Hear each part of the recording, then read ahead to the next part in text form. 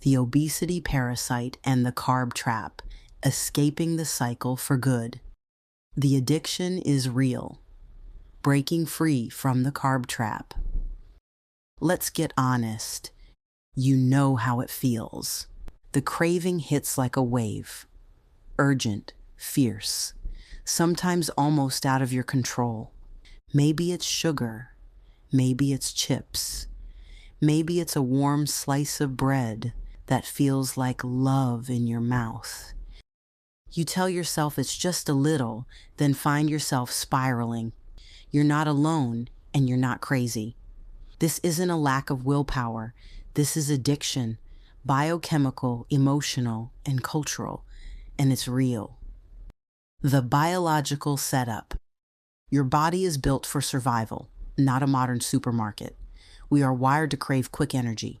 Sugar and refined carbs give you that fast hit, raising your blood sugar in moments, flooding your brain with dopamine, making you feel safe and energized, maybe even euphoric. But what goes up must come down. When blood sugar crashes, your brain panics, sending out frantic signals for more. The cycle repeats. Modern food manufacturers know this. They design processed foods to hit your brain's bliss point, the perfect combo of sugar, salt, and fat. Their goal isn't nourishment, it's profit. You've been the casualty. This is where the obesity parasite takes root. It is not just a passive storage depot. In excess, certain types of fat, especially visceral fat, act like a parasite. It hoards energy, releases toxic inflammatory chemicals, manipulates your hunger and cravings, and makes you dependent on the very foods that keep it alive. Preservatives, the parasite's ally. Those foods aren't just empty. They're full of preservatives, stabilizers, and chemicals. These compounds don't just keep food fresh. They help the parasite survive in you. Preservatives like BHT, nitrates, and emulsifiers create an environment where this parasitic fat can resist breakdown.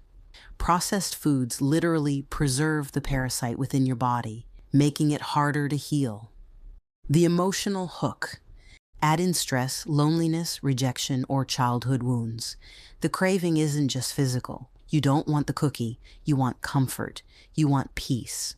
The parasite feeds on your most vulnerable moments, whispering that food will fix the pain. You get a brief pleasure hit, then guilt, weakness, and shame.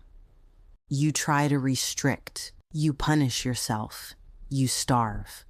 But the cycle just starts over because you're not actually the problem. You are trapped by a system built to keep you stuck.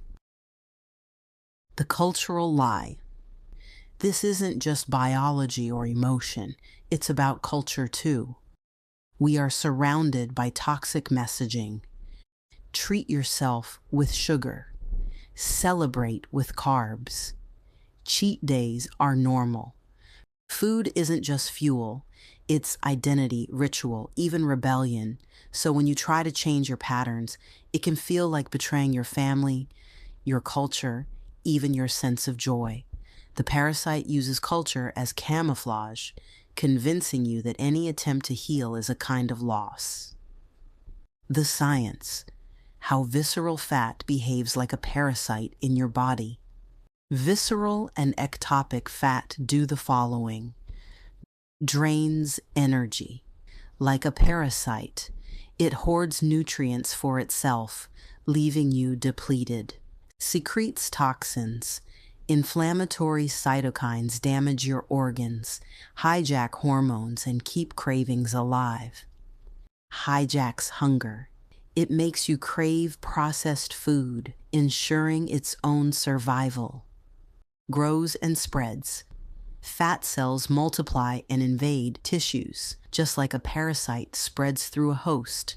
Supporting evidence. Modern science recognizes that excess fat, especially visceral ectopic, releases hormones and chemicals, adipokines, cytokines, that mimic the harmful behaviors of real parasites. This type of fat manipulates your physiology to keep itself alive. It even creates leptin resistance, making it hard for your brain to feel full and drives ravenous overeating.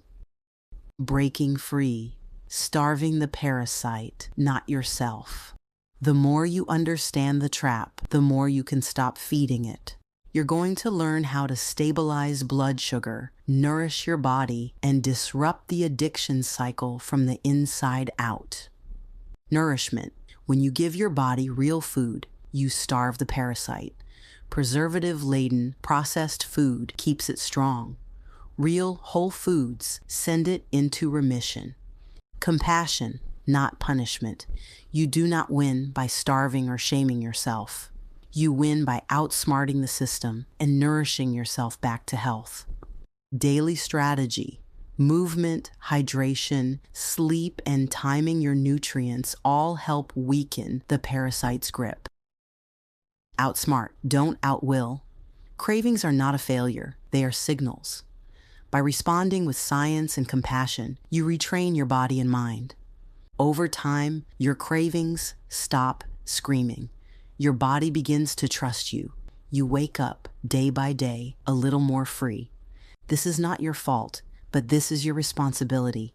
You are not lacking discipline. You are under siege by a system that profits from your confusion and by a parasite that feeds on processed food, preservatives, and shame. This chapter is your call to awaken, to recognize that liberation does not come from punishment, but from knowledge, nourishment, and self-compassion. You didn't come here for another diet. You came here for freedom. And once you see the parasite for what it is, you will never be its host again. In the coming pages, we'll explore the step-by-step strategy to heal your body, rewire your cravings, and put the parasite into permanent remission. Real science, real results, real liberation.